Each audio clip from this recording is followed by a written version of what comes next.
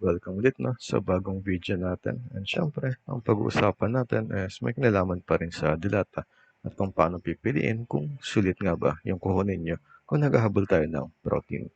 So meron ako ditong tatlo yan basically na bagong dilata.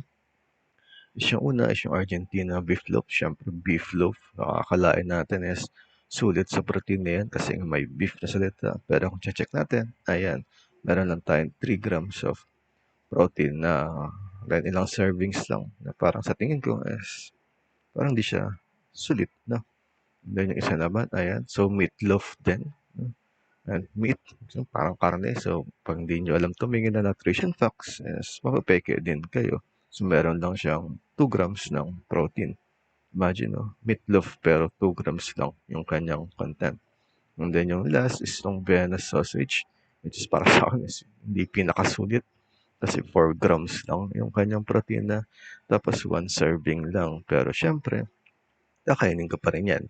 Kasi nga, sayang, di ba? Bibili mo kasi mo kakainin. Okay po. So, comparing sa mga ito, sa mga dilata na una natin binili, is napaka layo ng diferensya when it comes to protein content. So, okay lang naman na dati kasi napipeke rin naman ako. Nakakala ko syempre meatloaf, beef loaf, sausages, mataas yung kanilang protein content. But nung natutunan ko na tumingin sa mga nutrition facts, which is yan, pinapakita ko dyan, naging aware ako na hindi nga talaga siya sulit na bilhin. So, ang ginagawa ko minsan is pag kumakain ako nun, kasi hindi naman natin maiwasan na hindi kumain nun, kasi syempre, sa hirap din ng buhay at aminin na natin, masarap din naman siya.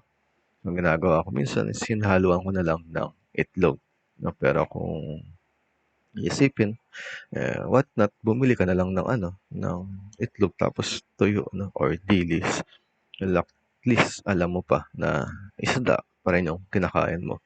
Not like yung meatloaf na yan or yung sausage na yan, hindi mo na alam, napakasob. Imagine, processed food na ngayong dilata, tapos ang kakainin mo pa is, mas proseso pa kasi hindi mo lang alam kung ano yung laman nun.